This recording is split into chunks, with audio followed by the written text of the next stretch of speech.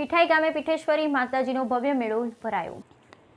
કઠલાલ તાલુકાના પીઠાઈ ગામમાં આવેલ પીઠેશ્વરી માતાનું મંદિર યાત્રાધામ તરીકે 700 વર્ષ જૂનું ગણાય છે। આ મંદિર છેલ્લા 100 વર્ષથી મેળાનું આયોજન કરવામાં આવે છે। પીઠેશ્વરી સેવા સમાજના પ્રમુખ છગનભાઈ પરમાર તેમજ મંત્રી રેવાભાઈ ડાભી, અગ્રણી ગોવિંદભાઈ શર્મા તેમજ ગ્રામજનો અને અગ્રણીઓના જણાવ્યા અનુસાર આ મંદિર ઐતિહાસિક મંદિર ગણવામાં આવે છે।